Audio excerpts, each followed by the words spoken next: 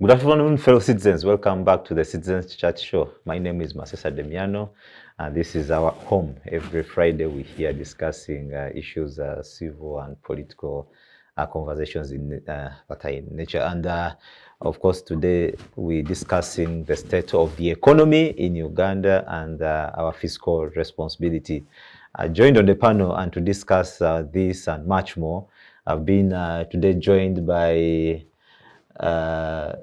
Dr. Deus Kamunyu. He's the chairperson of former. Recently formed. The elections went on? Yes. Yeah. He works at Makerere University, but he peacefully handed over his seat as the chairperson of the Mwasa in Makerere as teaching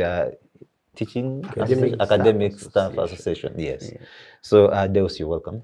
Thank you, and thanks for calling me to share with you what I feel in this economy. The economy, yes, and being that you're already an entrepreneur. It's about feelings. Yeah.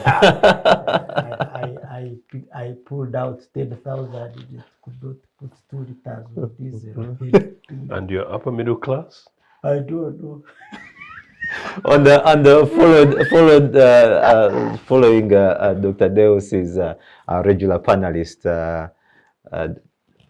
Ochieno Joseph is an ideologue, is a media personality, is a UPC person.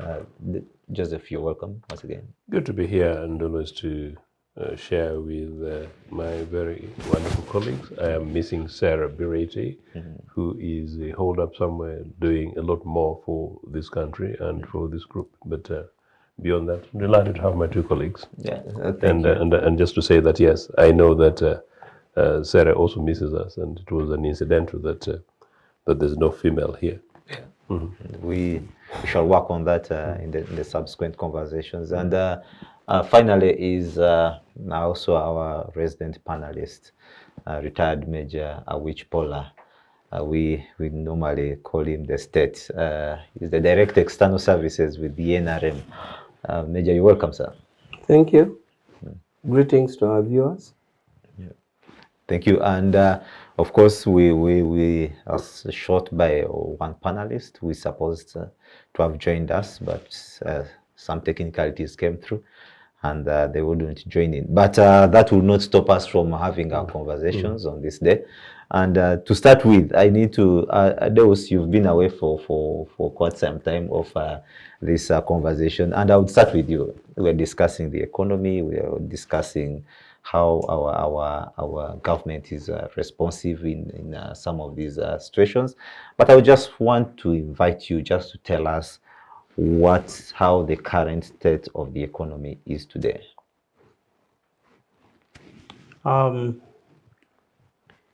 First of all, I would want to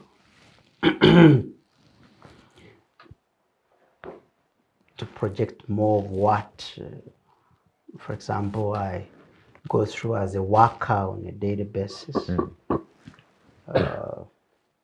I live on my wage, and so I can easily detect that things are not okay by how much there are outflows versus inflows, and also the responsibilities around me and how they have. So yes, the economy is, from what I read, is projected to grow by 6% this year. It grew by an average of 6%. We read last year, and there are quarters where it was down. I think it went as bad as 3.5% at some point. Because of the pandemic. Yeah, the pandemic. And truthfully, we are emerging from the pandemic, and it impaired some of the functions, socio-economic, and political, of course. A lot was diverted to managing the pandemic, and I think less went to managing the economy. And so, but still it is expected to grow by 6%. The hope, much of the hope being in the oil sector, because we expect a lot of investment there. And so from what we read, the situation is rosy. It seems will continue to grow. But does this reflect in our pockets? And as a worker, I say that what I used to save is shrinking by almost 10% per month since January. That means maybe it has shrunk by almost 40%. We could say that maybe it's due to increasing fuel prices, because I see almost all the prices of goods have gone up. Rice, oil, if you're using oil in the household, that has gone up.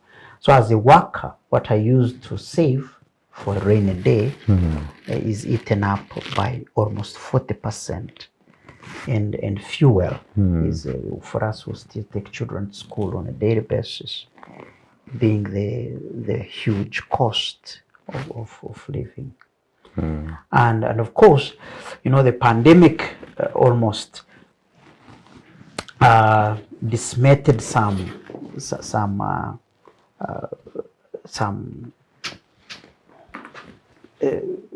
undermined conditions of living for very many people, including ourselves. We workers continue to earn salary, but many people out there were really disorganized.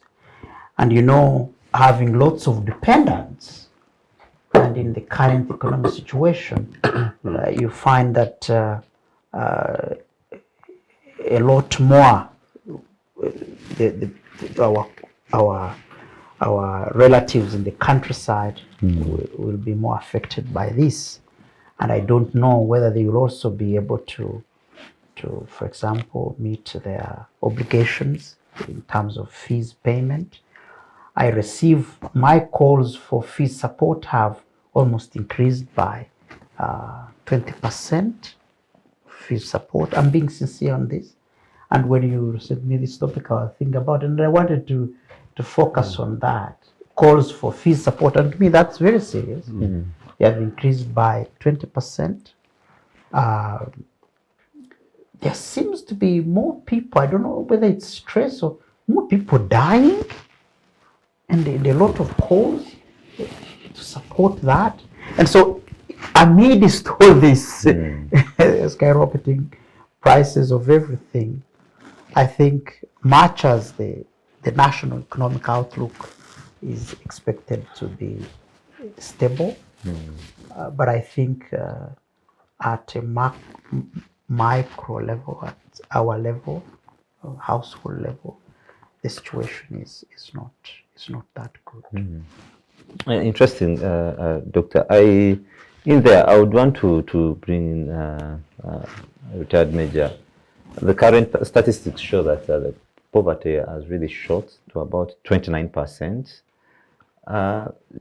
Do you think at this current state, we as the government is in control of the economy as it is and whatever is unfolding? Yes, the government is in control, definitely.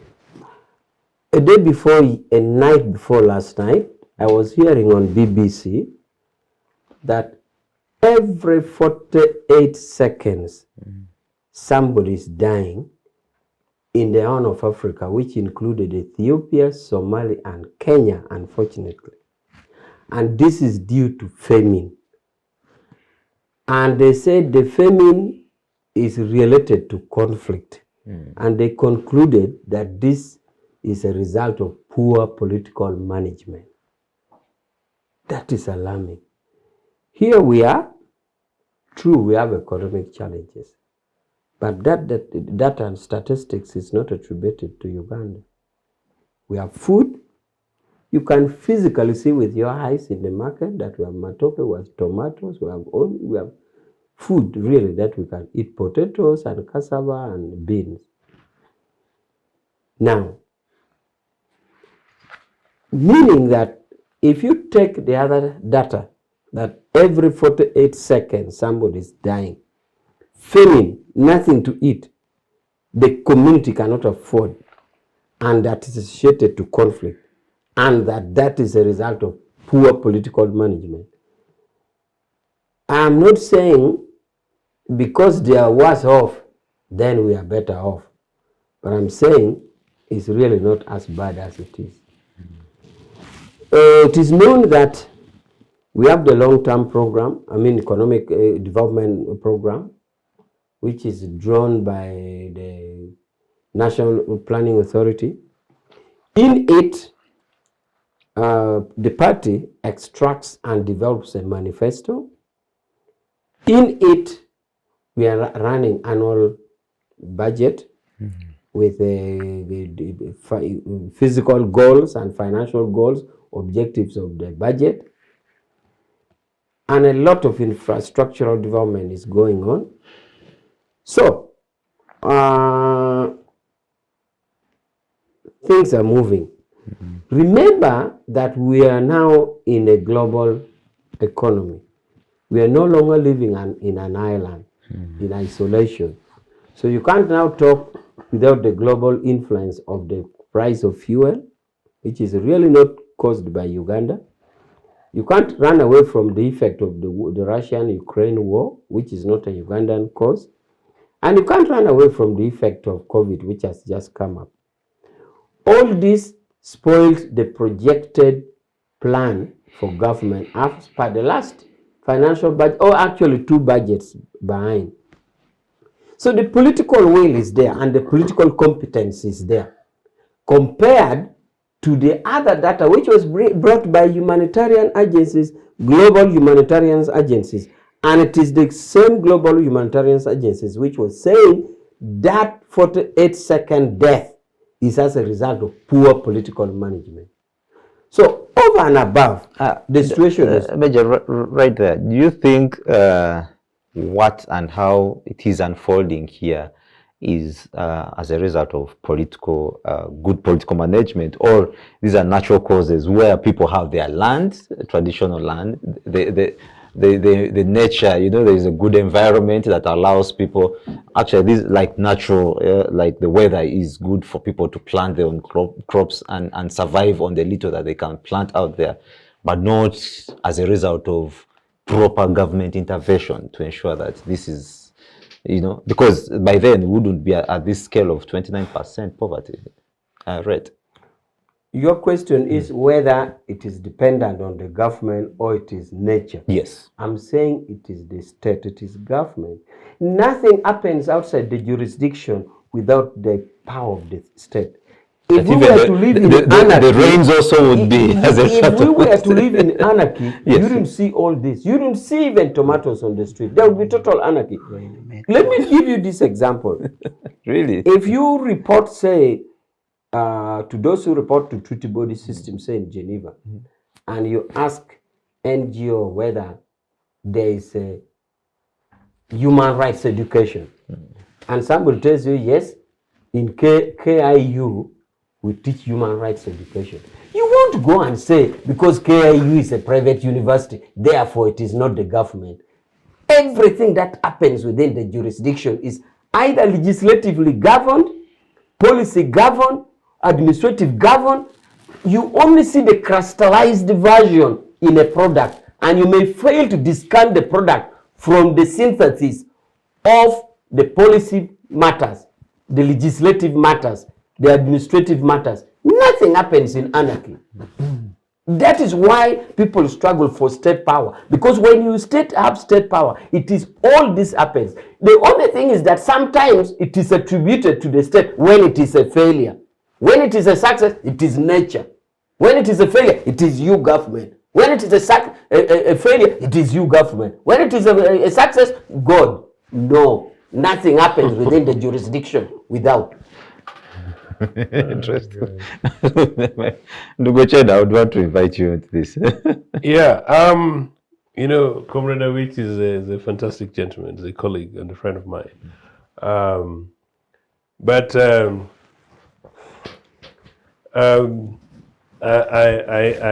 was never my intention to go political on this. But I think the guys in NRA, NRM are designed almost by default to make political points. It was a political question. And to do so in such a manner that... This question was a political indeed, question. and to do so in such a manner that, where possible, to take such a defensive posture as it possibly can, because at the end of the day, they will almost certainly be offensive. Just 2 days ago, the most known political opposition figure in this country, Kizza Besigye, was inconvenienced on a journey from a tiny little zone of upper northern Kampala town into town. Obviously, it's not big headlines, not big news, and that's the nature of the state in which Uganda is today. And so I think it's rather unfortunate that my brother would seek to bring in the issues in the Sahel sub-region, politicize it and present it as if there's some kind of magic political stability and leadership in this country, and for that, therefore, the topic under discussion, which is the economic state of Uganda, is that we are midway to heaven, but without God. In fact, from which you mentioned Kenya, I think the authorities in Uganda should actually stop referring to Kenya, should stop referring to Tanzania, and in many cases stop referring to Rwanda. Because even 10 little Rwanda, a product of the privileges of Uganda in many ways, do so well in many cases, as we all know, and this is a global index. No, Kenya is a very advanced economy. Kenya is a very organized economy, and Kenya is absolutely a massively sharp, reasoned, politically secure, stable country, and that I hope that the elections taking place this year does happen successfully and sees a transfer of power from Uhuru Kenyatta to somebody else. And we see how whoever emerges leader almost certainly shakes hands with Uhuru Kenyatta, thanks him, Uhuru blesses him, and Kenyans rally around to grow together. So that is Kenya, and that is politics. Extremely far away from a country called the Republic of Uganda, where I can't believe that ever in my lifetime I would think and believe that in the year 2020, the leader of the main opposition party in Uganda could not sit down for tea with Mr. Museveni, nor Kizza Besigye would be whipped still simply for making a journey to town. Now, I'm talking as somebody who hardly 6, 7, 8 years ago was struggling with the hope, and by the Comrade, which I offered Mr. Museveni, the offer is still on the table, that in the event that there was a UPC government in which I'm going to say that I would invite him for tea in Agongera or indeed in State House, or perhaps I would actually go to visit him to see how he's looking after his cattle in retirement in Raktura. I can't wait for those kind of possibilities. But back to very quickly the state of the subject of discussion. I was just perusing through some notes earlier, and I saw, because you asked us about discussing the reality of the situation in economics, and in very specific way, the context of how fiscal policies and programs enable and what the roles they do. And as it happens, they're primarily six. And six, fiscal policy here is a design through which states and governments use to do revenue collection, and also in a way, whatever pot of money is they put together are able to disperse in terms of expenditure, and to balance it in such a manner that it serves the kitchen. Now, the first and most primary one is, by and large, globally, Ugandans, particularly young Ugandans, a sensible government would seek to talk about and look towards creating full employment. That's point number one. Number two, to make sure that there is economic redistribution in such a manner that we do not have a Makerere University a professor retiring and he's questioning how the 10,000 shillings in his pocket is bound to apply. So where are we in Uganda today? I think we're in a situation in which while the Sahel sub-region is struggling because of climate change and because of famine, and while the rest of the world indeed is struggling because of, in part, the war in Ukraine and of course the post-COVID realities for which we all understand, and that's a global thing.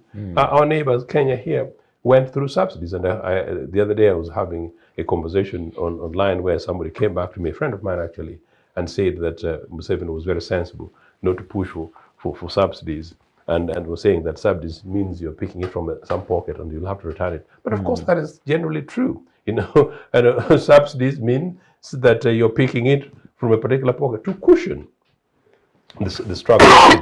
Now, if all the rest of the world offer subsidies, including a rather affluent economy, in fact, the most affluent economy in East Africa, meaning Kenya, they're able to provide that, why not Uganda? And then number two, the money is not coming from some dubious individual or indeed from Museveni Kasaija's pockets. It's our monies. You know, so it's family money. A child is sick. We have run through hard times. We shall have 1 meal a day. And to have 1 meal a day, maybe we're going to have beans because it's got a sufficient amount of protein in it. You know, so this is what governments all around the world do. In ours, I think it is because of a state in which we are, where economics is run by accident, economics is run by people of self-interest, and I think the citizens have been abandoned to live their own ways. Now, generally, where are we at? I am actually shocked that we would be the only ones in the region that are able to abuse people who talk about price rises either in fuel or on basic stuff like bread. Now, while bread is an elitist stuff, fair enough, you know, it was not necessarily part of my menu in Agongero those days. You know, it is by and large today. But for a head of state to come up and abuse people over bread and tell them then you can go ahead and eat cassava, I think it's extremely irresponsible, especially for a guy who claims that they're taking us to the next level of economic realities, meaning if you become a middle income economy, yes, you dump cassava and then you go for bread and butter. So those are commonsensical things. But it's telling you where we are. I think, as I said, where we are today, most of the ordinary citizens have been left to pack for themselves. And maybe it's for the first time, I heard shortly before coming to the studio, that a decent, extremely beautiful friend of mine, upper middle class Ugandan, now says that they would rather dump their cars and walk to the gym because fuel prices are high. So maybe it's beginning to hit hard. Final point. Do you know that again on social media, you guys, a friend of ours, a colleague of ours, who's a common name, was actually saying that, look, you know, don't subsidize some of these other things because it is about the elites. But what about the poor? Poor people in rural places still also buy paraffin. Poor people still in rural places also buy soap. Poor people in rural places also still buy sugar. And poor people in the rural places also basically need to dig and do the digging that Comrade Awich actually thinks it's the food that comes from heaven. No, these foods are produced by ordinary citizens of this country. And final point, yes, this land lies on the equator. We are very lucky. We have a decent economy. But it is not an economy that came from Luwero, nor is the climate, the land, and the fertile wealth that we have come from Luwero. It is how we manage it. I think we deserve better. Maybe, Joseph, right there, I would want to ask what could be the known drivers to an improved, say, economy, picking from where we are in the current state? I think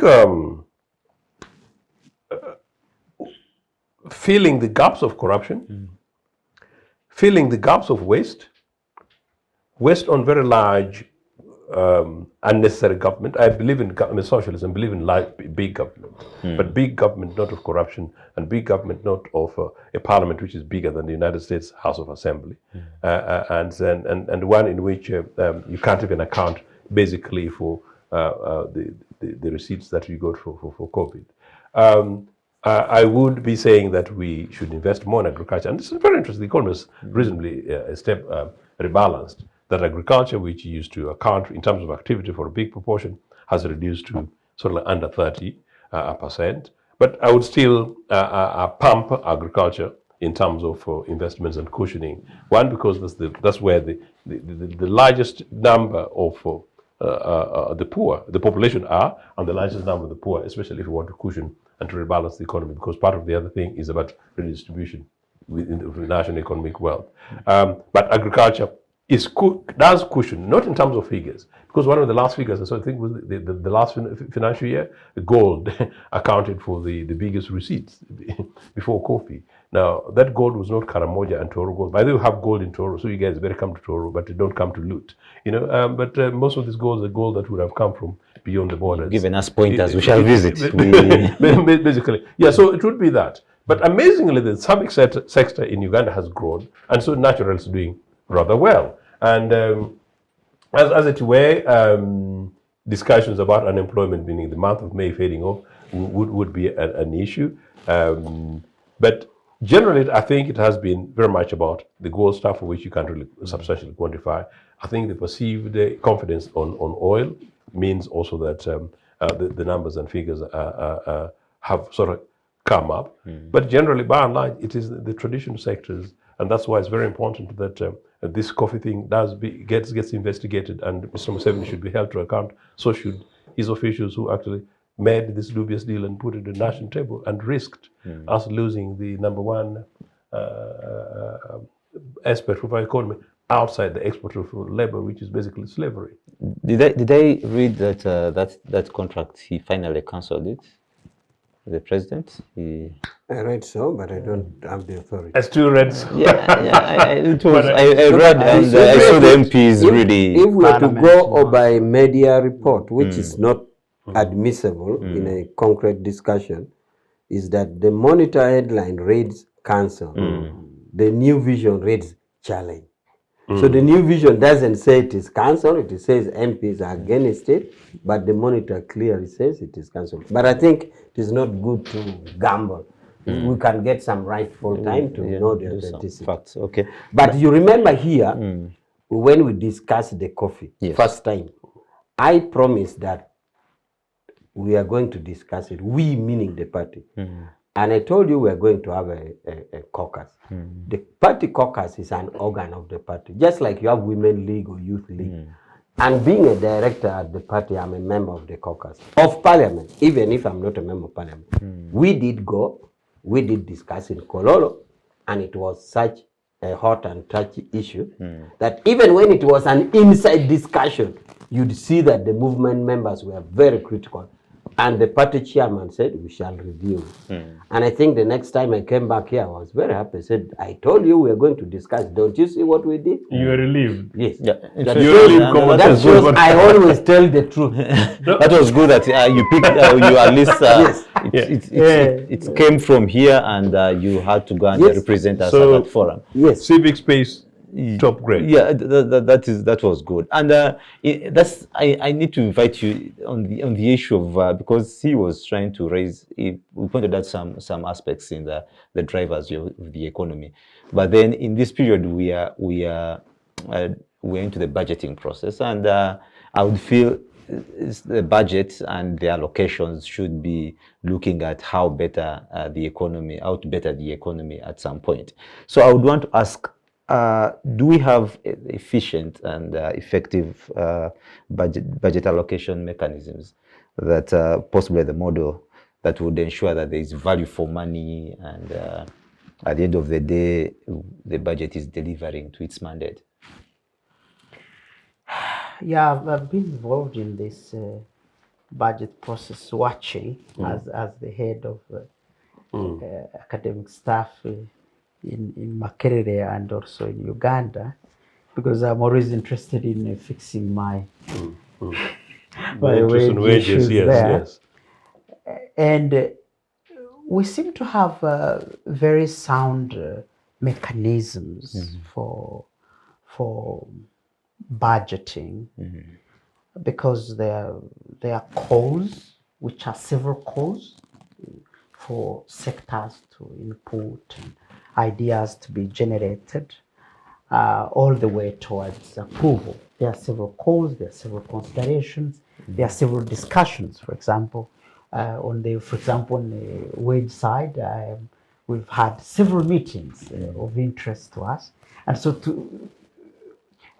for me, for a country To add heading yourselves money. for capitalism, a capitalist country where interests matter, though peripheral, meaning it's vulgarized somehow. Yes, it's sound, according to me.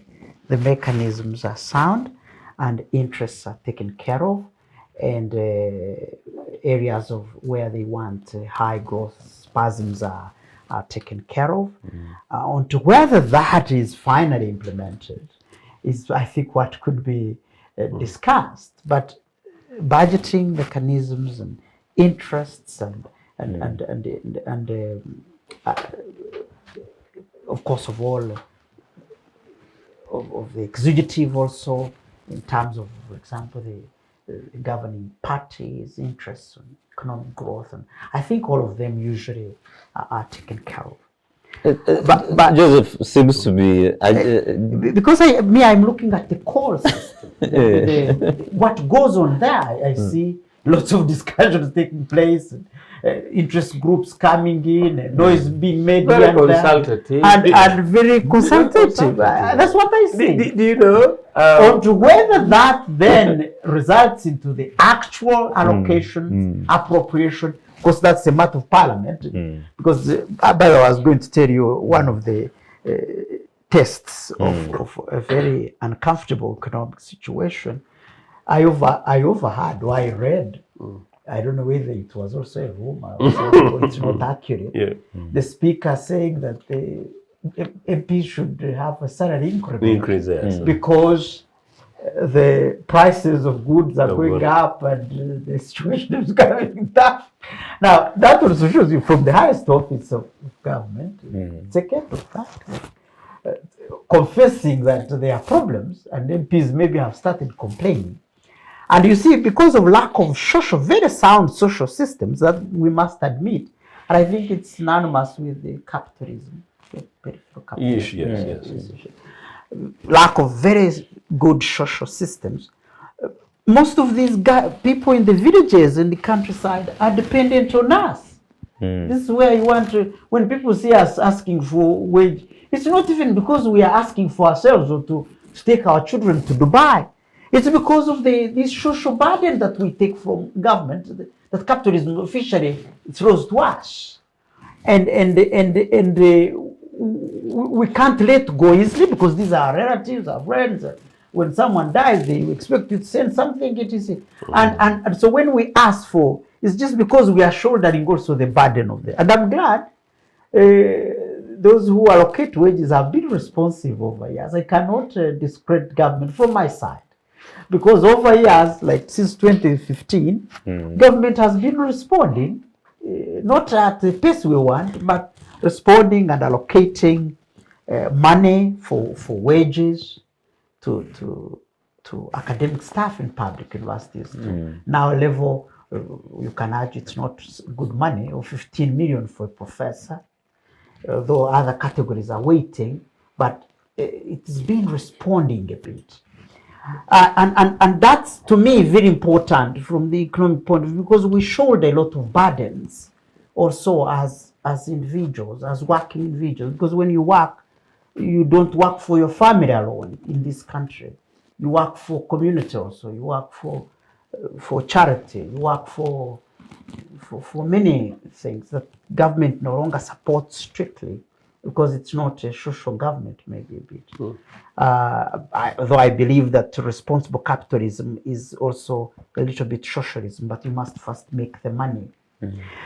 But back to the drivers of the economic, of course, investment would be one of them. And we've been arguing, a colleague who is a homegrown investor in Uganda, Amos Wekesa, wrote something the other day, and I responded somehow, because he was saying that he's worried about the economy in a way that the tax collector is projecting to collect over 40-something trillion, and he was downgrading it, that they will not be able to achieve what they are, because they have not put a lot of they've not Mechanisms. put in place mechanisms for supporting the really sources of the forex, and also powering and firing trade. And he was basically talking about tourism and agriculture. And he was complaining, that's where he touched me a bit, he was complaining about these wage battles that are going on. Teachers wanting 4 million, MPs wanting an increment, we also want our share. So he was saying, now, we are focusing on wages, but we are not looking at firing the economy to bring us more money. And he was predicting that we may actually collect less. Of course, I share the same view with him, meaning Amos is predicting the economy is going to be bad. I read that the economy will remain stable. I don't know who gives these statistics, but they are from a credible source. The economy is going to still grow at 6% per annum, which is by far not so bad. But an investor, a homegrown investor, is predicting that we'll probably collect less and will be unable to meet our obligations as a country, and yet we are putting money in wages. Because the current budget estimates are at 47, I think, 0.2 trillion. Yes. But what is projected to be collected internally is about 17 trillion. And he was the burden is now goes to borrowing, which is about 30 trillion. So in that case, you would see, and I saw some moves to borrow more money. Yes. And yet I also realize that the debt servicing burden is going to be a major issue. It already is. That will take away a lot of money. Yeah, it is about 50.9%. And it's already now, but I saw some indication that there will be more borrowing, about 9 trillion or 9 billion, whatever. I saw that there is a move to borrow more money to shoulder some of the burdens here and there. But investment would be one of the driver. I have views, and I come more from the for example, tourism side, which is very, very sensitive to politics of a country. I have always wanted to talk about this, and that's where political responsibility is expected. And I feel going forward, because we've been getting slightly more than 1.6 billion from tourism. I don't know whether it's true or not, which has been growing, growing nicely, because there's been concentration on marketing this country. But I am worried that with the increasing tensions and discussion on succession, on birthdays, these politics of uncertainties, these uncertainties will affect tourism largely, and not only tourism. It will also hamper the inflow of serious investors. Meaning we'll have opportunistic investors from China whom you give land and money and then they run away. Those kind of investors will be the ones coming here. Or shoddy ones from Yes, Italy. yes. But I don't know. But this is a sensitive area that going forward, and I have vision on that one. Quality investment will begin to go down because of the investment climate here, and mostly defined by the nature of politics at play, because there seems to be a little darkness on the future direction of politics in this country, which is different from Kenya a bit, because there's some predictability there. But going forward, I see some problems, and if more and more people continue to agitate opposition politicians continue to stage demonstrations and under house arrest. Definitely, that factor is going to be very key in terms of tourism trade, which has been bringing quite good dollars here, in billions of dollars, and also quality of investment, which is very key in firing the economy. And to me, that's where I have issues. Of course, on the indicator side, we can talk about employment and how employment opportunities being created. That's when we can know.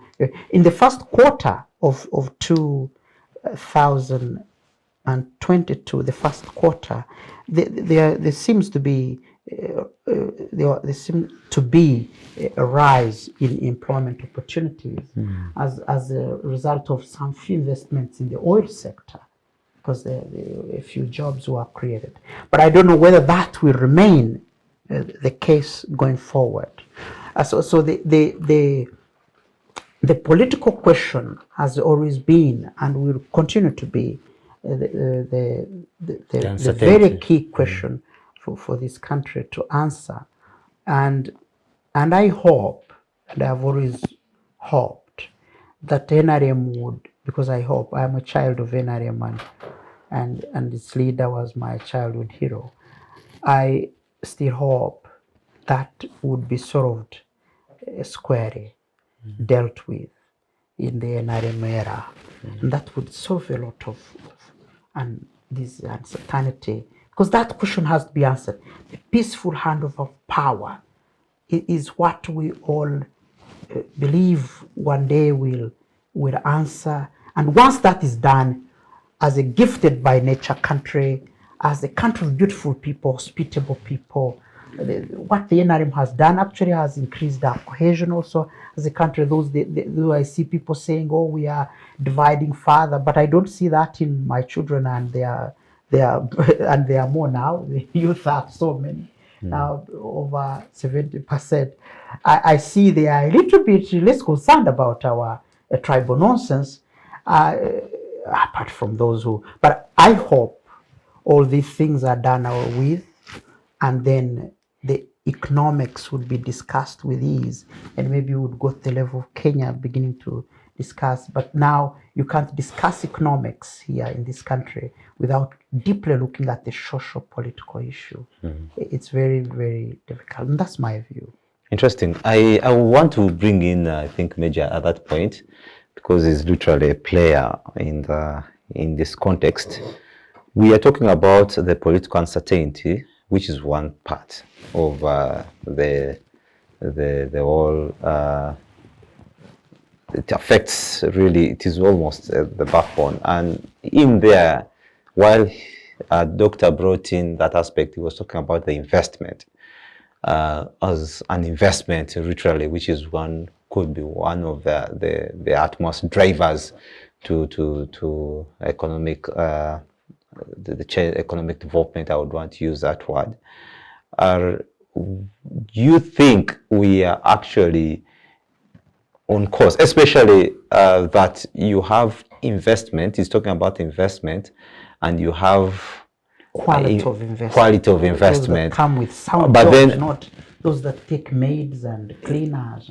Yeah, true. But you see, you have you have waivers. Yeah, the policy. I don't know how the policy of taxation and the waivers that you're giving these so-called investors and the investments that we would want to have in this country, like the current coffee deal, the kind of deals that are being made with these investors, do they actually favor the growth of our economy?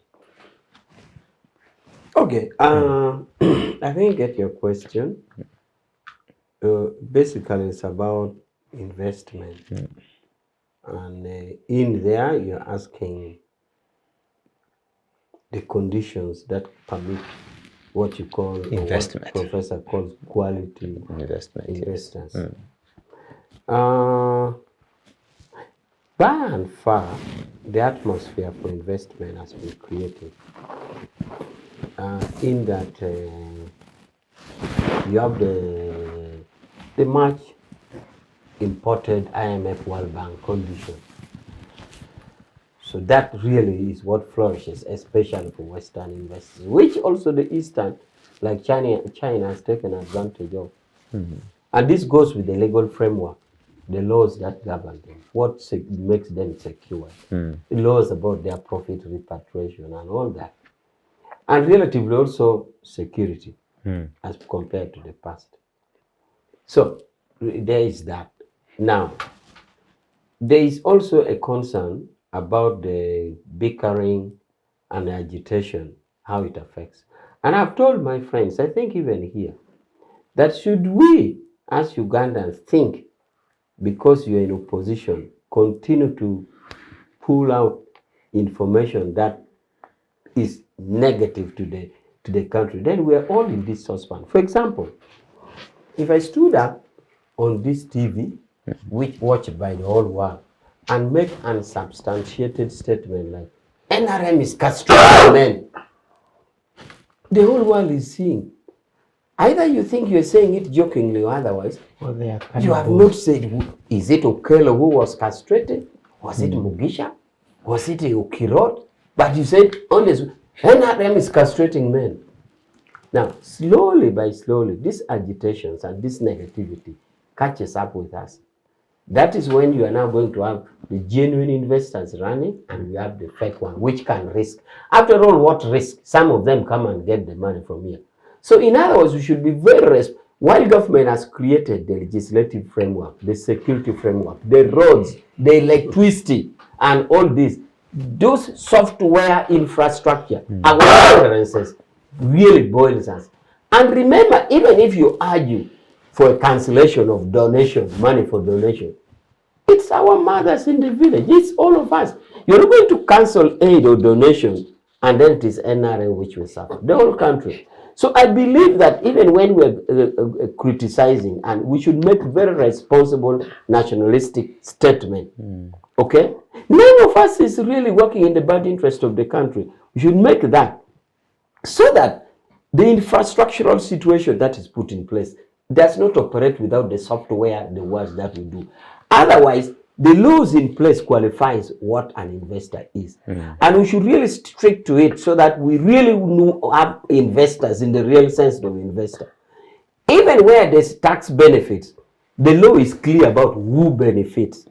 The law is not that we're going to get it today for the first time, that an Italian lady is coming for coffee, and then we think of a waiver. Most of these things are captured in the law. Who actually, Income Tax Act or other related laws, who qualifies, who does not qualify. In this case of coffee, was that consulted? Yes, I saw Attorney General explaining provisions as to why or who he qualifies or what qualifies. You know there are percentages at what the percentages that from which they give the waivers. He cited the law. This contract literally gave out everything. No, the contract per se was flawed in many ways. We looked at it here that even the mere signing was not appropriate. Yes. Okay? The drafting itself, in my opinion, even if you were a student in LDC and you are told to draft a contract of that type, and you draft, if that question was 15%, I believe that student would get 2%. Because that drafting as it is. Because Major, there's also, as it is, I promise that we'll discuss it in the movement caucus and it was, and let's wait and see how it develops. I don't want to go into it at this time because the party chairman said they're going to discuss. Yes. So, but I'm saying who qualifies for tax waivers? Is there no law? Is there a lacuna? Is there a gap? No, there's no lacuna. There are laws in place and we should follow them so that we know who qualifies. So that is as far as investment is concerned. So we should therefore strict in the real definition of investors. Because if investment is defined as somebody who is bringing in this, and then you come in, you have brought in nothing, then what kind of investors is that? So there are laws in place, there's no lacuna, there's no gap, everything is there. We should follow it to the word. Then the other thing I wanted to comment about is, just in passing, the congressman says the Kenya economy is so good, it's so advanced, we shouldn't talk about it. But what I was citing was not my words.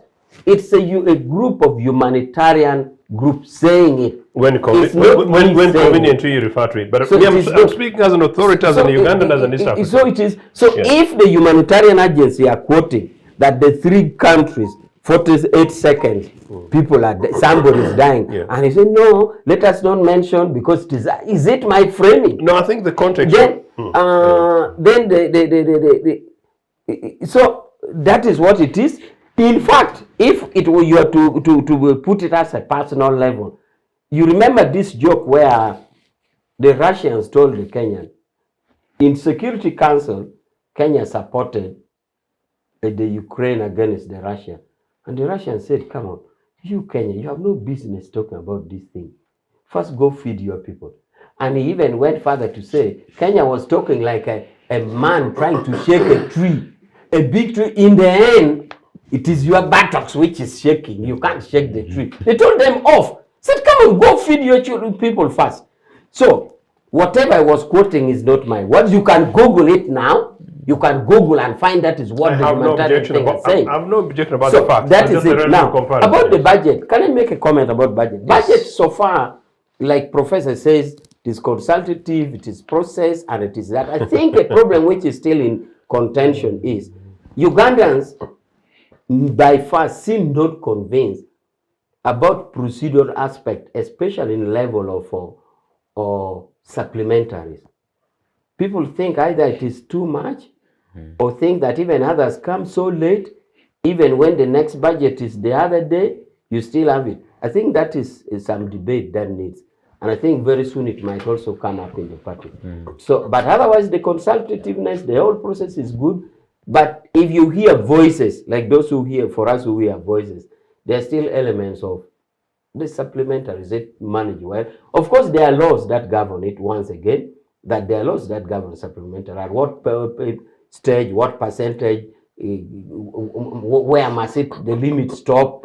If it is being done well, then it must be explained. If not, there are issues about that. And so that is my comment for now. Interesting. Joseph? It's extraordinary. These are my fantastic brethren. I started very deliberately this conversation by throwing in the fiscal concept. That really is the principle upon which a government, manages the economy. That is very much about how much does government collect. What are the key indices? Level of economic growth. Deus talks about the 6%, by and large, things just about 6% or thereabout. Amount of debt that we have. We haven't spoken about inflation, which is the other odd one, and in fact, established nation states, established economies, inflation and employment are the key indices of how far.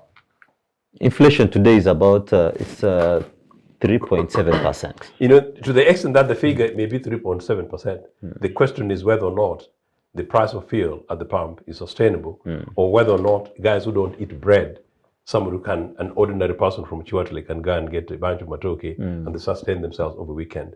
So meaning that in this peripheral, Conceptually, Congress. Conceptually, I think there should be a difference between inflation and the high price of fuel per se. Inflation is a lot of money chasing little goods.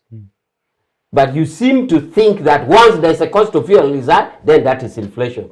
With my economics, I don't seem to think it is the case. Am I right? You've been doing too much low. We are saying that is a price of a commodity enough to say there's inflation in the country? Inflation is the overall. Yes, not one. No. The rise. We go to economics class here. The rise between the previous month of the cost of fuel, the rise between the previous month of the cost of matoke, the rise between the previous month to the next of how much you pay for transfer from Niger Nkumbi to Entebbe, the Republic House where Museveni is, and the amount Republic House? Yes, the amount, where is Museveni? The amount of money that you pay in terms of wages. whole is what is inflation are the things that actually impact on Yes, the inflation. journalistic, but you were considering. No, I gave an example. I think If that is the case, if that is the case, if our understanding is inflation is the much money chasing little goods, then I think the data shows you did that too much of Uganda is not elementary doing economics. badly. But anyway, look, in principle, so it would be, as I said, the economic growth. It would be very much about the debt burden of a nation state. It would be level of employment. It would be inflation. And it would be redistributory, meaning the principle of fiscal policy as programs to focus. And then there would be a political element. The political element then becomes the ideological question that Dale was talking about.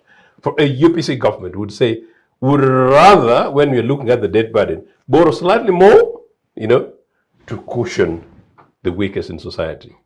Play redistributive, to ensure that we tax slightly more, the rich, especially some of the rich whose money we don't know where they come from. They build 3-story apartments within 3 months, but we don't know where the money has come from, and then make sure we cushion the young graduates like the powerful panel powering this program, your producers in this program, who are young people who can hardly afford the monthly rent. That's what responsible government do. That's now the politics of it, where the ideologies come about right and left. So that's basically what's it all about. But just quickly on Deus, I was shaking my head at that. Deus, the question was how much input do the population of this country have when it comes to the balancing of precisely this contribution to budgetary balancing. Now, yes, true, there are a number of meetings that take place and opinion that may be sought from academicians like yourselves. How much of the average ordinary citizens of this country get involved, participate in terms of the opinion, one, and then two, how much of their opinion are heard is extremely important. And I'll tell you this, we don't even need to bother whether or not conversations take place. Do you know how you do it, Damien? You look at the day when Kasaija, the man who talks economics, and the guys who sign, who get 2% in contract and drafting contract law, but then the guy ahead and we give them the entire coffee industry and destiny of our country. Those guys, is this: that you look at the next budget and you look at budget allocations. That's budget allocations. Now that is whether or not Deus's consultation would have made anything. 17% security, 10% defense, may or may not be security, I'm just using for argument's sake. 3.3 education, 3.7 agriculture. And then you see, that's the question you're asking, So how do you justify however many times all of us went and sat in a Hotel Africana, and even Museveni nodded. Said, Kasaija, you heard that? Ochieno said this, you must make sure you note it down. At the end of the day, final outcome, budget allocations. Out of the trillions, that is extremely imprudent, it's almost criminal, that you give 17% budget allocations to security. Amount of money that we don't know, and it's 36 years of one regime in power. The insecurity is not even relative to what my good brothers talk about in Kenya. What are we protecting?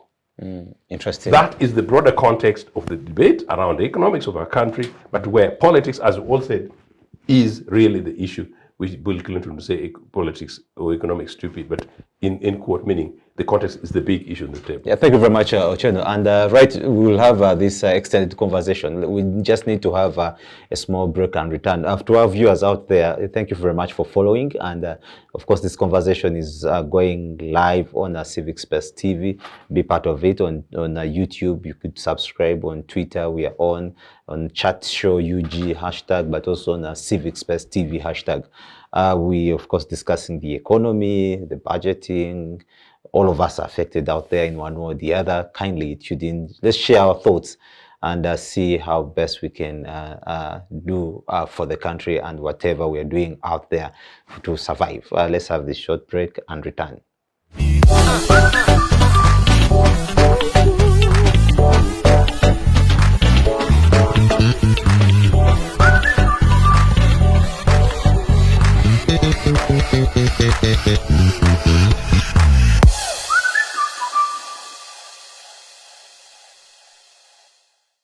The Citizens Chatroom happens every Friday at 2 p.m. on Civic Space TV Online on Facebook and YouTube. We invite you to be part of this conversation. Civic Space TV, freedom always. Welcome back from that short break, and thank you very much for being our ardent followers and, of course, viewers of this program, the Citizens Chat Show.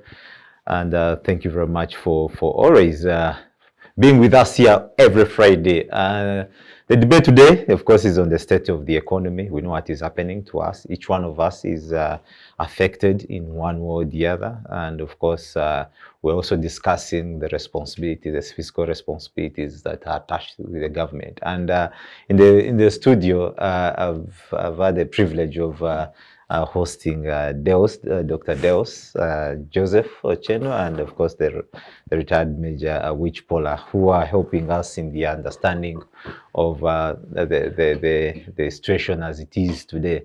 And right into the conversation again, I think you were supposed to have submitted from what Ochieno had come up had suggested around, of course, the inflation, but we're discussing the issue of price increment, and in there, I wanted to ask the arrangement on the import as substitution, the policy around the import substitution. Boo-boo. Yeah, of course, the boo-boo where it comes in, and asking why is such a policy failing? Wouldn't we have benefited much from, for example, producing much at home, and substitute on some of these that are really biting on us, like I told you, including that there is a government intervention seen across the other countries in the region, where you see government is regulations that on these prices that are increasing, but less is seen here. like I said, I'm not an economist, though I did some political economy, courtesy of Nyerere. So I talk from the point of view of a layman living in a country where I interact with the economy all the time. And maybe this ideal of Bubu, buy Uganda, build Uganda, you may say it has failed, but to me, it is a good ideal that if, for example, there's those who believe in it, either at investment level or at, like, for example, me, I like anything Ugandan. If I find any Ugandan, I opt for that one. Then it will continue running in our systems in reality. And maybe that is what is helping us to shoulder some of these shocks, because they are not as fatal as we expect. Meaning people still, you can say maybe it's because of subsistence agriculture, we have Mogo and Makerere. Exactly, yes. Which is okay also, because at least we have not abandoned our agricultural systems, just like Italy didn't, but it made it more organized around cooperative societies, and then branded goods and services came out. Maybe this buzzword boo-boo could be taking root without our much of our commentation, because we would wish to see all the products in our supermarkets, Ugandan. But for the last 10 years or so, two decades, I have seen changes in our supermarkets. Maybe that's where my economics stop. I've seen changes from largely Kenyan goods to now Ugandan produced goods. On almost and more Chinese. Recently Chinese, but they will also be defeated somehow. The last 10 years. They would be, I think they would be defeated somehow, because Ugandans are already, they want to replace these things themselves without even being mobilized. They are seeing opportunities if we do. So that's why I call on government to aid them, to nurture them, because they are charged. They want to replace, to give them a very good tax incentives to replace this. They are already charged to do so. But maybe they get frustrated here and there because of a very low skilled labor force, very many factors, including corruption, including The high appetite competition. for investors. You have foreign investors. you have invested in an area, then you see a huge guy coming with the same product from outside. Doctor, I've really seen, if you go to a supermarket, the wine, the honey, they are all Ugandans. Yes, Previously, wine was from South Africa, from Spain, now you get a whole entire supermarket. And spirits also. This is where my little economics stop. I have seen these changes, and I must attest to. For over 2 decades now, we have, because I used to do that, I did consumer economics. I did human nutrition as my first, and consumer economics. And this is one of the subjects we used to really talk about. And you would see, and in Tanzania, they were very careful how many of the food products are manufactured in Tanzania. A very simple way of looking at things. And then when I was studying, I remember in most of the goods in our supermarkets here were almost all Kenyan. I don't know, in the late 90s and early 2000, the whole of 90s. Now, go there, we may be accounting for more than 50% of the goods on the shelves. Meaning, we are changing. And I want people to challenge me there. We are changing much as we are not properly quantified and told, and someone telling our story out there. Now, that's why the general increase in prices has not been as fatal as it was expected. Not even because sugar. It has not been as fatal as expected. It has actually become like COVID and the doomsday preaching by Gates, so that we are going to fall down like bananas in a storm, banana stems in a storm. We ended up, we remained standing. Likewise, I have realized that the boo-boo by Uganda and the anxiety that has come with that crusade, many people are willing to put in a hand. Food science has been at the center of revolution in the food sector. The Department of Food Science and Technology, School of Food Science in Makerere. Many of the goods, juices and other goods that you are seeing in supermarkets have been incubated there. The lot goes on there, and Ugandans are involved. Whether it is in chilies, preserving chilies, whether it is in, they are involved. Meaning, this ideal, and this is why ideals really are very important. This is why I was talking about ideology. Ideals are very important. Finally, guide society. So I call on government to create a space, a more conducive space, more tax, more nurturing, more, and the private sector foundation is also doing that. So if you go deep into the facts, you realize that something is going on. Where I see more anxiety and where I see a lot of issues stemming from is the politics. I must admit, it's the politics and the possibility that Ugandans will enjoy the political space as it is envisaged to be, that people participate and that they are free to choose their leader and that there are no limitations. And at every level, LOC, 1, 2, whatever, up to president. I think that's where the anxiety comes, and then people come out to bend the facts also on the ground because they want, in trying to push for this space to open. They lie about things which are also evident. Like, for example, I must say Ugandans have done well. I know well in the food sector. Ugandans have done well. You enter a supermarket and you'll find goods on the shelf, more than it was in the early 2000s, more than it was a decade But ago. the prices are high. They have not been fatal as envisaged. Ugandan commodities. Meaning the import-export substitution is slowly taking place. It's not as fatal as they envisage. Yeah, true. How much is a bottle of soda in Kenya? You see, Coca-Cola. It's in Rwanda. It's as low as 1,200 Ugandan shillings. Coca-Cola in Rwanda, Coca-Cola in Uganda, because that is a standard you can't. You see, for me, what I'm trying to argue here is that the prices would have been lower, if there has been the cost of production is low.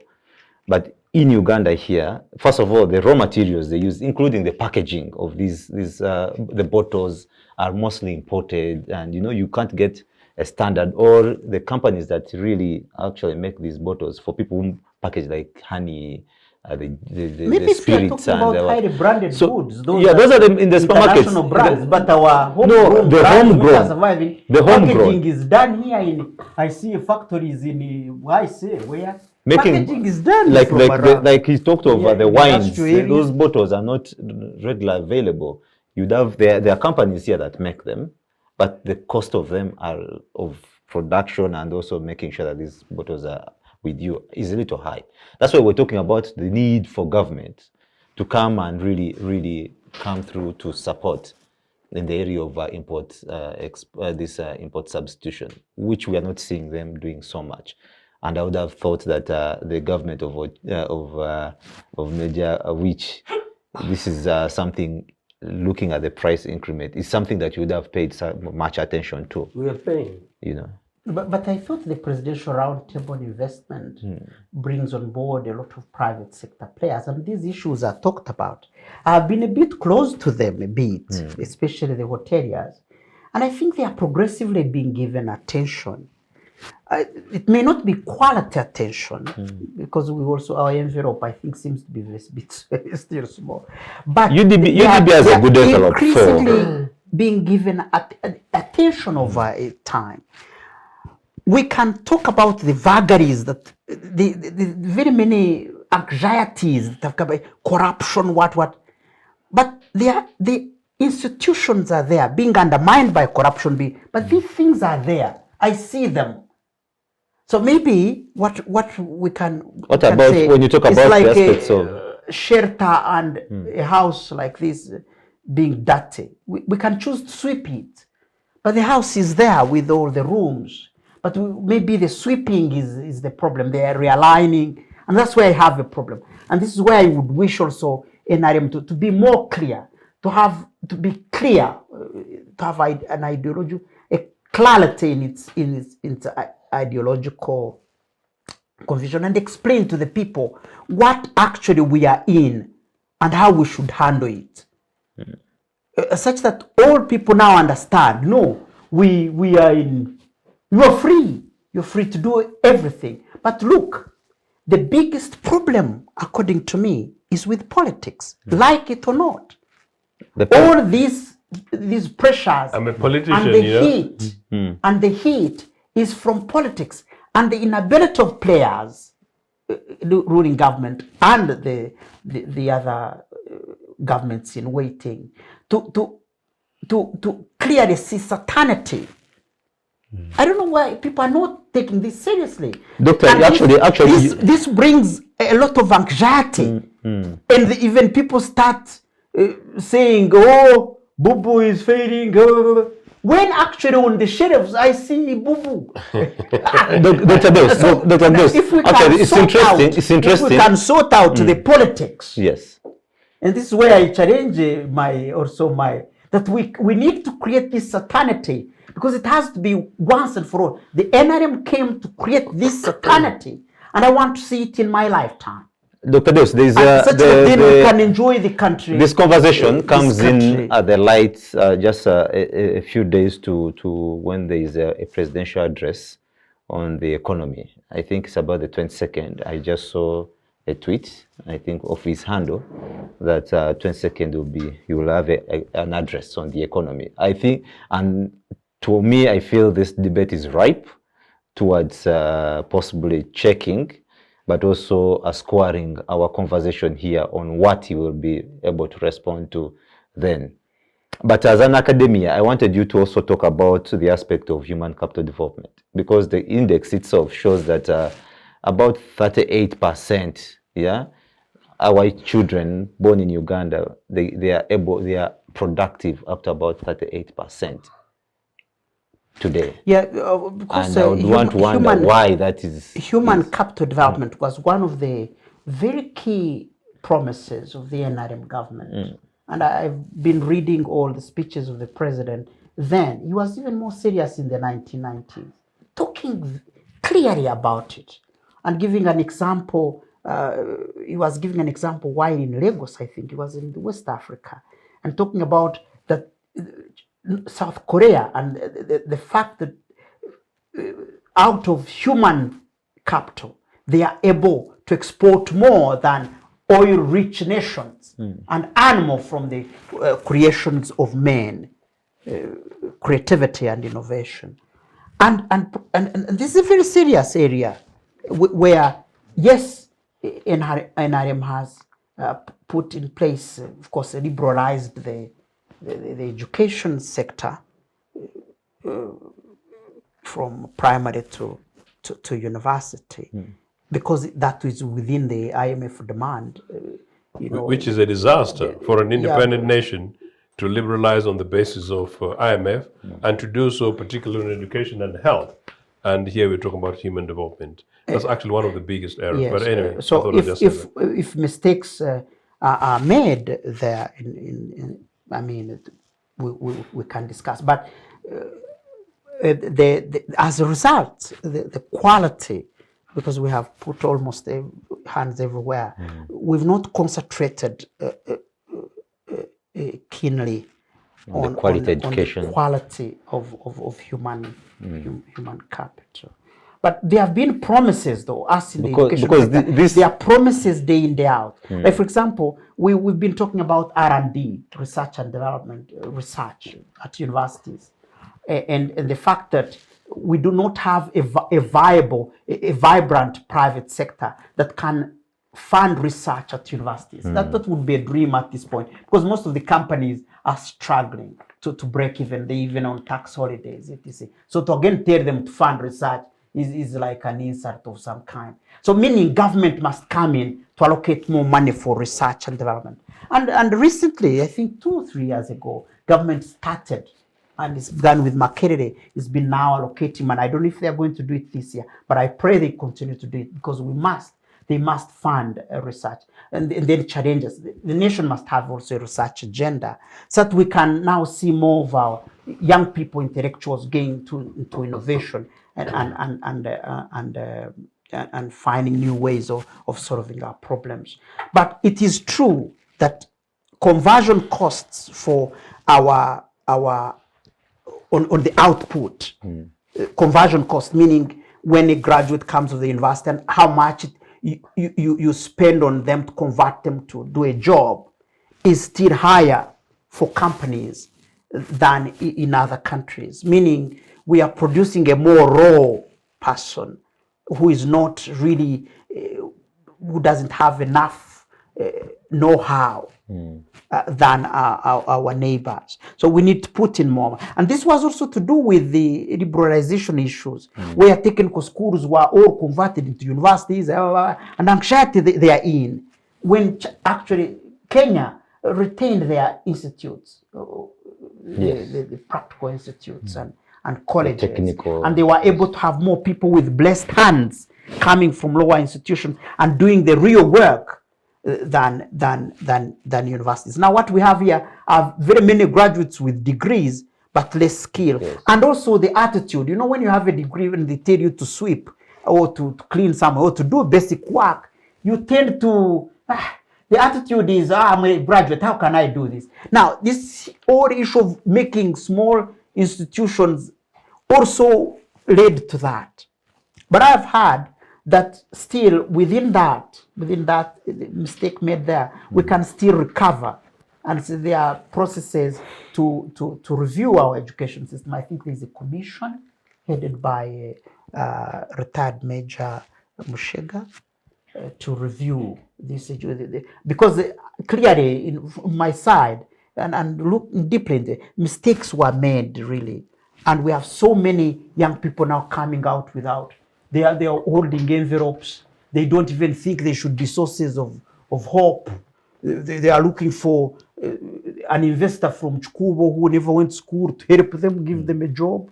Now that to me is a problem. And then of course, very many of our young people have graduated and they are on planes in hijabs and going to the Middle East to be maids and shamba boys. whatever it is. And that's not okay for us. We must also create jobs here. And this whole concept of Pan-Africanism then will collapse, and it will become what people can say on beer parties, but not a reality in the way we would want it. Because if you are really talking about a black man, you must make sure, leaders must make sure that our children, the black children, don't die at seas looking for basic employment. That's not Pan-Africanism. Then you just want to give speeches and talk about, but the reality is we must end the dying of our young people on seas. And this is to all African leaders and at every level of society, including church and faith groups, because they are also contributing to this problem, and especially church in our case, that they are not hardening on morality and also the component of hard work and self-determination should be enforced by the Christian church. And they're also very powerful people. They can divert you.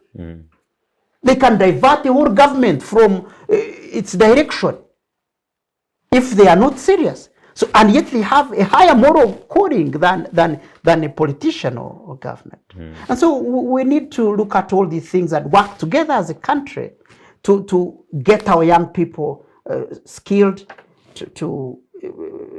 of course, they will in turn create jobs, and the equivalent of Silicon Valleys will also emerge in Kampala, in Nairobi, everywhere, and get serious on making sure that our young people are stopped from dying on canoes, looking for dirty jobs, even still cleaning toilets in Europe and in the Middle East.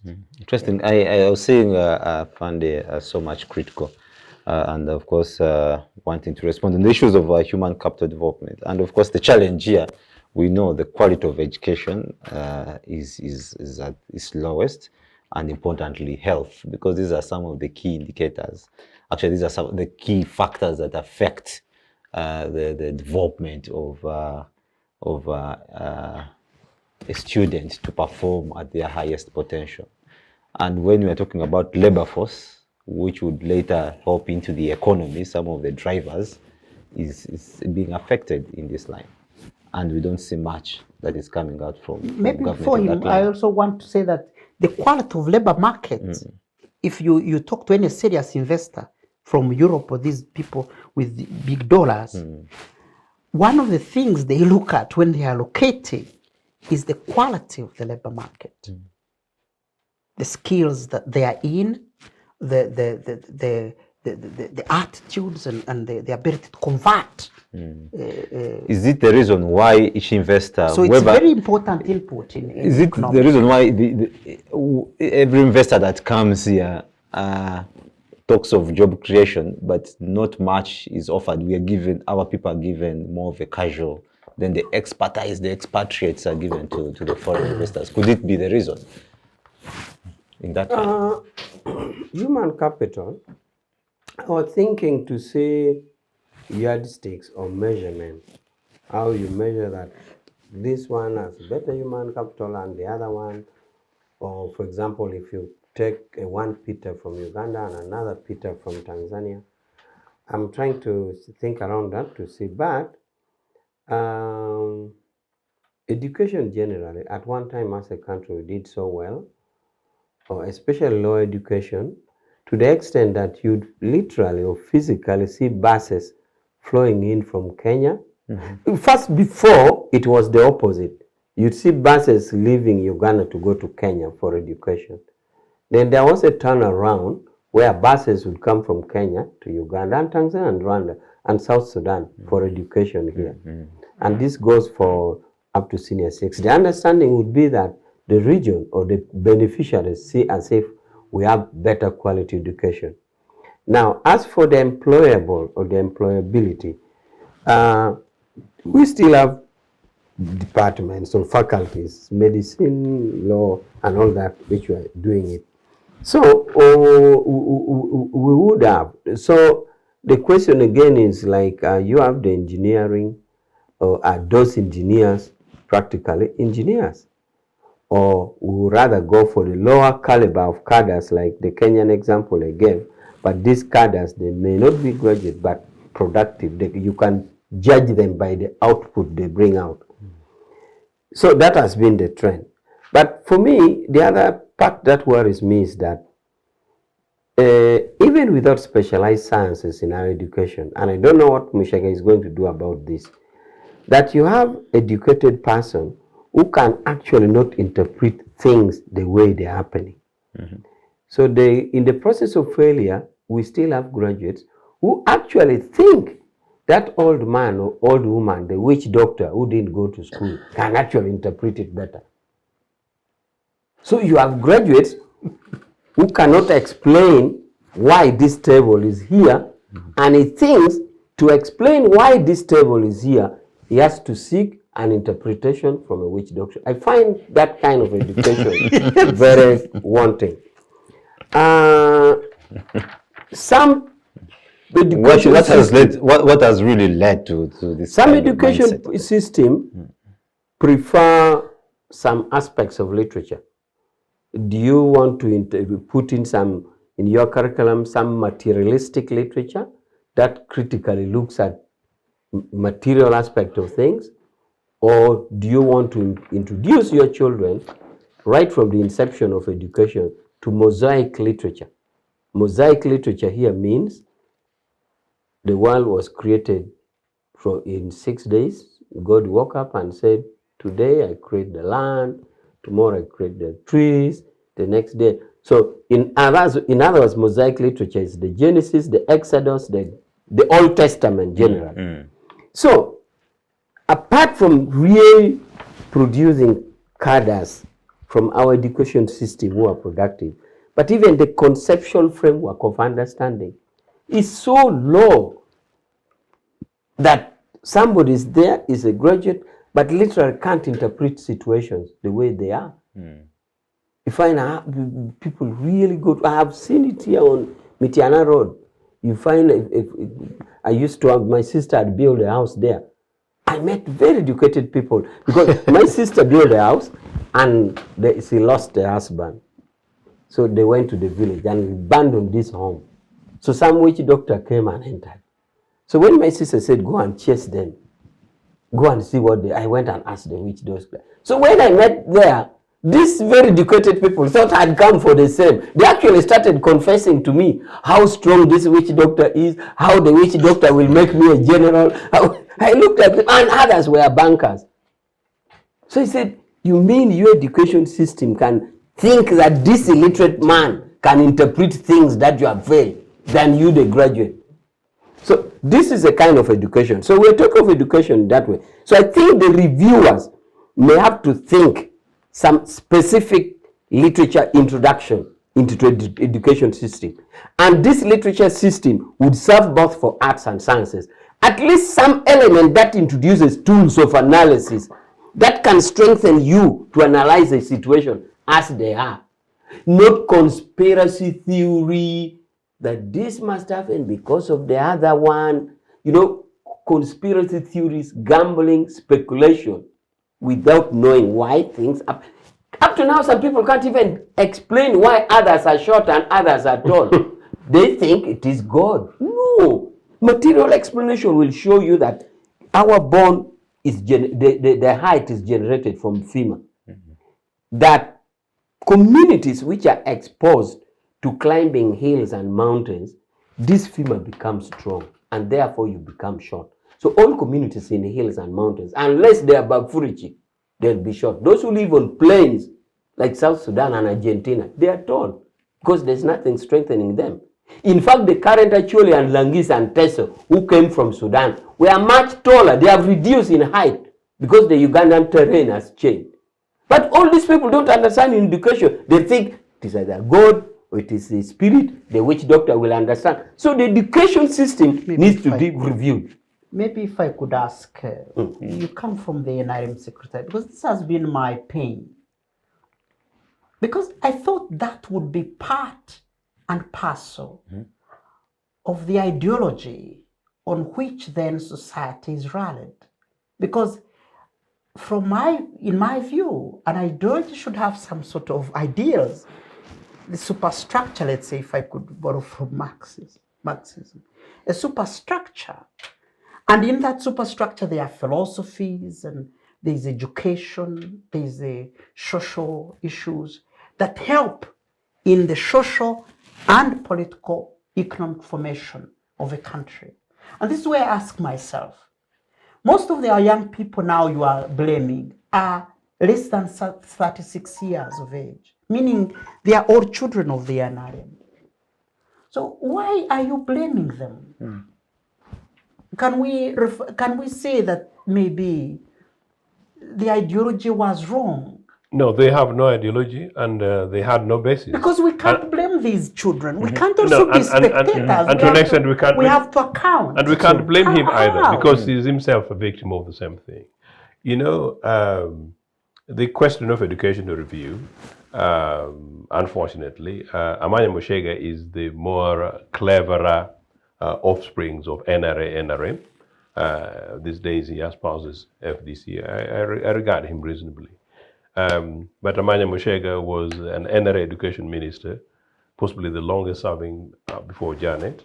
And so therefore, effectively, he is a net instrument of breaking the educational system that the UPC built on, founded on the roots of socialist, progressive, Africanist ideology that you refer to, handed over education to private motive and profit. You give it to profit, you get profit-driven caliber and quality of education. So that is basically it. So that's NRA. We are not going to get it from NRA. This country is educational systems. This country's health systems will not change to the better to serve the citizens of this country under an NRA regime, whether Museveni or any other offspring for an NRA. And that's official, by the way. It's very sad, but That's not true. It's very sad, but it's very factual. Now, look, But if you give me, I would change it, for example. And Museveni will still be around. With respect, Is it Mushega trying to guide? Or do you think he can guide? No, he killed it. They killed it. They killed it. Now, you keep on talking about IMF. Let me tell the young friends watching. You know, UPC took over government in 1980 after a collapsed economy, a collapsed country by Moses Ali and the Gaddafis and other Museveni's other friends. You know, Museveni? yes, yeah. So Museveni, I said Museveni's friends, but Museveni, yeah, and then Museveni, of course, Museveni plays one thing in the morning, something else in the afternoon. So he's been in everything, one way or another. But the point is this: we transformed the economy within 4.5 years. We transformed health, we transformed education, we transformed infrastructure, we transformed agriculture. But most importantly, the IMF. It was under the UPC government that Africa received the first so-called structural adjustment program. You know, so we bought into this IMF thing, but we bought it because because we were ideologically rooted, and two, because we had a program. Our manifesto was consistent with our socialist values. We were able to have a conversation with the donors, you know, the international community, donor community, to say that yes, we shall borrow on terms. We are not like zombies, like NRA, you know. You shall lend us on terms. You shall not receive it like zombies. We shall donate, even donations, we shall receive them on terms. This is our country. These are our priorities. This is what we left before Idi Amin came, backed by you guys, you know. This is what we found. This is what we think we can afford. These are areas where we can strategically invest. And we're actually discussing this economic thing. You know, UPC, fantastic guys, actually, those old guys all the time, you know. And of course, the even better ones coming in the future. They were able to say that, look, this sector in agriculture, we need to boost. This sector, as far as coffee is concerned, you know, there was a conversation of how much focus was put on Uganda and coffee, which was really not necessarily a UPC stronghold, but it was about the nation state and nation economy and the interest, and knowing very well that coffee was our top income earner. Part of our quick transport infrastructure rehabilitation programs was on roads in Uganda and Western Uganda, and part of it was Kampala-Masaka Road, because I know sometimes people think that Kampala-Masaka Road was tarmacked under NRA. It wasn't. You know, so it was quickly rehabilitated, knowing very well that this is, you know, an entry point for our economy, you know, our coffee, you know, and many of those other things, so that we're able to boost the economy. But I'm really trying to say this, that look, I don't think any educational reform that might come in the recent times will change anything. But nor do I necessarily think it's the problem. It was a common sense thing that was actually done. No, the politics that you don't like, Deus, is at the heart. This country needs leadership. This country needs a new vision. This country needs a new thinking. You know, to the extent even that the politics of for witch doctors, it's not even about the witch doctors. It's an attitude, it's a cultural thing. You know, there's a place called near, is it Karoza? You see how I know? Karoza in Akoli is known. There's a place of witch doctors. Now, Gongara is not. But we know about witch doctors now. So some of these things are by and large quite clearly cultural. It's an important point. I just think that we need to redirect our national conversation around leadership, broad policy frameworks. It is not even about the documents. And like you rightly say, because actually one of the things I may have been making a political point, and I was, about these conversations around the budget. You know, it's less about that, but more about the outcome that these guys bring from the caucus, put on the table and simply push that this is what we want to do. At the end of the day, I know a UPC president would say, begin to draft, like I'm already drafting some work, by the way, for the UPC that I'm drafting some paperwork, you know. We put in a conversation and then we have young guys, like some of the guys in your studio here, who may be interested. We have a conversation and you come out with the framework paper at the end of the day. You know, that can be done and that should be done about this country. At the moment, I don't think it's necessarily in Museveni's interest to think what the things we're trying to talk about. For the moment, it's very much about sustaining himself. So no wonder, you know, the security budget, as again, as I said, 17%, and agriculture is 3.5, health is 3.8, and infrastructure, likely enough, goes slightly up as a matter of an imperative after they get the cuts of 5%. Mm-hmm. The other day I went on the Entebbe Express Highway, as they call it, big words. I was very sad giving those monies and knowing very well them give those monies to Chinese. Shame on you guys, NRA. Yeah. No. And yes, He is making really, he has made 2 or so sweeping statements that I think should be challenged. For example, he says that education under Museveni or under NRM will never be corrected or will never be okay. They're incapable of correcting it now. Yeah, the reforms. Yeah. You use the word never, but you have been in under NRM never, yes, under NRM. You have been thankfully NRM is not never in Uganda. You have lived in English, and therefore you should be clear about your diction, your choice of word. In English, they say don't use the word never. No, and you even wonder why did they invent the word? What it means, the spirit in that you don't know tomorrow.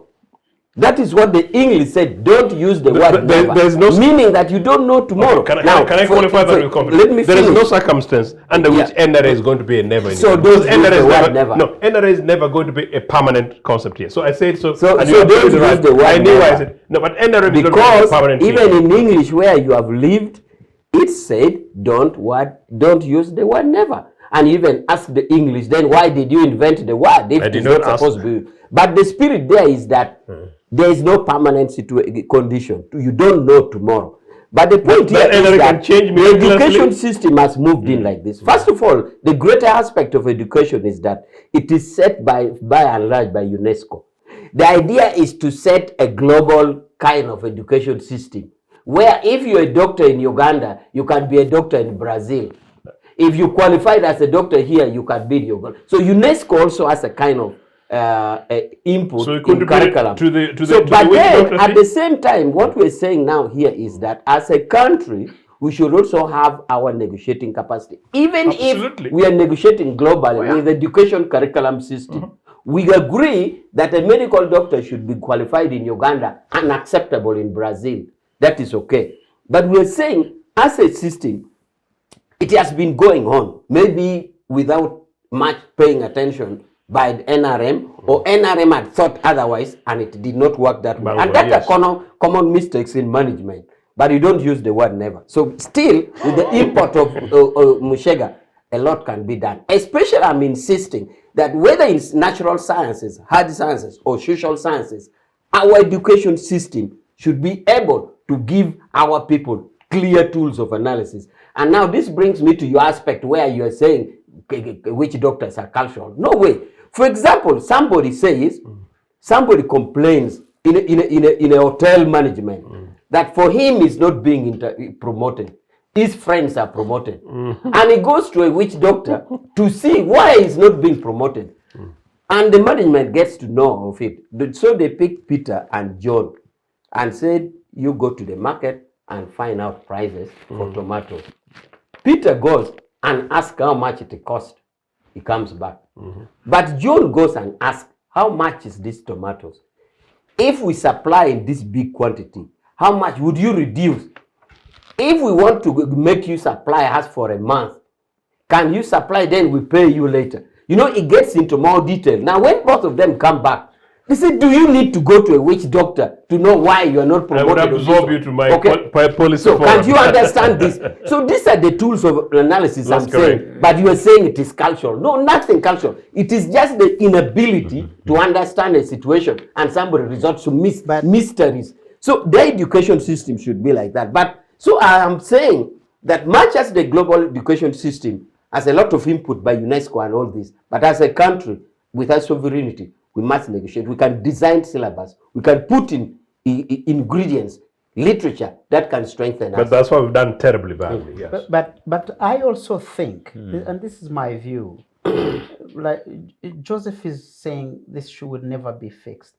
And the NRA, because they're incapable. In the circumstances, 40 years is a long time, Deus. 40 years is a long time, Deus. As our education system does not produce young people that are skill rich, but that's not fatal. Still, it's not fatal. It's possible that these young people can be converted. Yeah, fair enough. So we can actually fix it. They can be converted, and converted in a slightly different way than making our education system more rigid or going backwards. They can be converted by. We can have. Reforms are not necessarily backward. Reforms are reforms. For example, we can have community colleges, which I think recently they have been. Which we did have. Which UPC did have. Investing a lot of money. Yes. A lot of technical schools have come. We did have them. That equivalent of, let's say, US, where community college, where people can go for skilling. Yes, we did have them. And so you are from, let's say, the university. You need a specific skill. You go back to a technical college, technical community college, to skill yourself in an area that you are interested in. You are not. This will be better than, let's say, if, for example, we had a whole huge budget to fund some kind of a social education, some kind of socially driven education, where we spend lots of money as government, because we do not have this money as government. So there's a way liberalization also helped, in a way, to get more people on board. And get more people to... So I think we shall have time to externalize this education system. This is a mix. Like I was telling my colleagues, we still have primary schools run by government where people are paying 50,000, 25,000 shillings per term. They are there. And we discussed it the other day. And we did actually. It's a choice that people are making to take their children. And it's a circumstantial choice, because the regime sank public education. And I told you, good, and as a matter of interest, Damien, it's a conversation my good brother and I had elsewhere, but just in a very nice way. That I actually gave an example that today in Britain, I have friends who opted, and under my advice, that they opt to go to state schools. They can afford private education, but to go to state schools and still do well and go to Oxbridge. But that's part of the idea. Why? Because government has injected sufficiently in public education, the way UPCC did. But at our level of economics, the state of our economy, the state of our envelope as a country, I think to some extent, it's more to do with mismanagement of our choices. We have mismanaged choice here, because most of these schools, like primary schools in the rural areas, have teachers who are paid by government. Yes, They have buildings put up by government, some level. But you find parents would rather take I know you're lucky you're from a Bushenyi. nearby crowded school with the mabati of a private man. Then I don't know what is happening. Than take their child. Interesting. To private. Doctor, I want us to have time thinking, to externalize this conversation. But you see, we've been guided by our production team that first of all, our time is fast spent, and we shall have time to intensively and extensively actually deal with the education system, especially that actually there is a new curriculum. We should actually come and have a discussion. That is really changing the dynamics. But to go back onto the economy, we want to first now go into our final parting shots, of about 2 minutes. And I will start with you again, Doctor, is on what solutions can we derive to deal with the current global and national food and fuel price escalations? Because we are a peripheral capitalism, meaning we are getting a little free. I will start. I am going to be a bit crazy because I'll start with management of freedom, the choices. I would say one of the solutions is for people to go back to the drawing board and manage their budgets, because we live in a free market.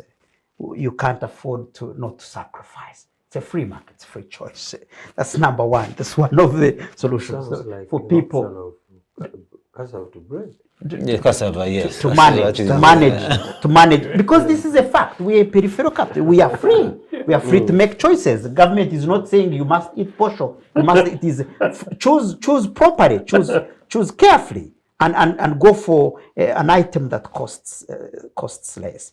But also, I think if government has not been thinking about it, it should select items that are commonly used, that we don't probably manufacture, or even manufacture, that are affected by the fuel crisis and etc. And look for ways of subsidizing them in order to stabilize. And they can tactfully, they don't have to announce a huge, they can tactfully target them. Say this one, I think let's quickly do this, such that we can manage within our means, because we are not I realize we are not so rich in a way, so we can tactfully manage that. The other is for us to generally to invest more, for the private sector to invest more, and there also I have seen a lot of funds going to the private sector, MasterCard, trying to fire up the private sector. We can invest more and employ more, and government can even put some money there so they can invest and get more people to work, so they can have money in their pockets and not feel too much of this. But lastly, which is very important, and from like 3 years ago, I don't talk without talking about it. We, as NRM, must begin talking candidly about the sustenance of politics of this country, because they were a source of trouble. I was a child and I saw bad politics. Politics of breaking arms and people running at night and escape. I saw bad politics. And I think now as an adult and as a middle-aged man, Congress, as a leader, I would call upon my comrades, my young comrades, to begin thinking about transiting to more friendly, more interest-based, more futuristic politics that allow all stakeholders to chart their way forward. Because if politics are not dealt with, these economics will also suffer. We want, the president keeps talking about security, yes, but if politics are bad, the only thing that can happen is the shooting up of the management budget, which is defense management of society. You can only see the budget of defense going up because of politics. You see? And that then will deny key sectors enough resources to fuel up. Thank you very much, Doctor. I would want to bring in Ochieno into this final submission. Well, you want me to conclude in this order? But no, absolutely fine. Now, I think it's quite appropriate because one of the things my good brother here was getting very excited when Deus was talking about the bad politics that he saw as a young person. He was calling it Congress, politics of Congress. So I'm sure, just in case our viewers heard, that was Deus grew up at a time when UPC had won the 1980 general election convincingly, and Museveni lost elections and then went to Luweru and got his power from Luweru. And those days they would come and cause a bit of havoc in Kampala. And of course, some of these things had after certain effects, including particularly in Nankole, where I've got personal stories from Deus, where of course, amidst that, where maybe one family is UPC, another family is possible suspect to have sent their young children to the bush, which it was true. The result is the mess that we saw in the north. So going forward, I think in the future, whatever we do, Deus is absolutely right. We need to get our politics right. Museveni is a tired man. 36 years are too long. Uganda has been very generous to him. He should organize. But on the aspect of the escalating prices is where I want to. I'm giving it an absolute context because the conversation was about if you do not have the politics right, there's economic uncertainties. So Museveni really needs to give a chance to a sense of stability in this country and certainty going forward.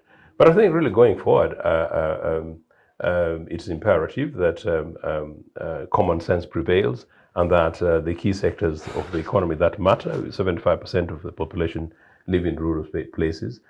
We need to be able to inject resources and support our rural economy, very particularly.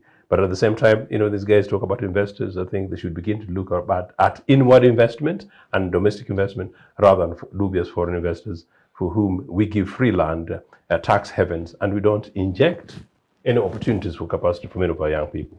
Yeah, thank you very much, Joseph. And finally, I think what my final say is that, one, what is going to happen is that the distortions that were caused by COVID, closure of other things, factories, lack of supply chains in this and that will have to be worked on. If those are worked on, it makes the supply normal and it will affect or reduce the prices. The other thing is that the soap, for example, was as a result, but also connected to COVID, there was a shortage in the supply of raw material for soap from Kalangala and other parts of the country, and government is quickly rushing to fix it up, and that would bring down the price for soap, for sabuni. Now, what I'm still contemplating is about fuel, petroleum, because the president's explanation in Kololo is that if you hope to cushion, if you hope to subsidize, it is an artificial intervention. The prices are actually high, but you have just covered it. It's like you take painkiller, but you're actually sick. So he says it is not sustainable. Among the other effects is that it leads to a high consumption of the product because it looks cheap, and you finish it even using the reserve and all that. But I'm wondering, because it seems like it is not stabilizing. It's going to 6,000, it's going to 10,000, 15, 20. So will that intervention, will the liberality or the liberalness be left? I think I'm seeing in future the continuous trend. There may be call for an intervention. I don't know. Because we had thought at the other time, or the president had thought the other time, that even Kenya had tried to subsidize and Kenya had pulled out. Tanzania was trying. Rwanda was trying. So the president said, let us hope for the non-subsidies. We thought if it was going to be, I thought if it was going to be stable at 5,000 or something, it would settle out itself. But it seems not to be going down. So I don't know whether there will be a consideration in future. Because I'm wondering now, if it goes to 10,000, 20,000, shall it be left like that? So three things. One, the distortions of COVID will have to be settled so that supply system normalizes. Two, the raw materials for soap will be produced to cool down. Three, something will need to be done in as far as petroleum. That is what will happen about the prices. Yeah, thank you very much, Awich, and of course to our viewers out there, thank you very much for being ardent followers of this show. Thank you very much, my panelists, for honoring the invitation and being part of the chat show this Friday and this episode. And of course, the conversation is still ongoing on Twitter, chat show UG hashtag, and of course the Civic Space TV hashtag. Be part of the conversation. YouTube, you can comment on there. You can subscribe. You should subscribe actually to be part of this community. It's growing, and of course, it's a space where you can get accurate and of course really well and non-gagged conversations. And of course, to my team, the production team out there, thank you very much for always bringing us these very interesting conversations and also the very beautiful pictures. We meet next week. My name is Masesa Demiano for this conversation this week. Thank you.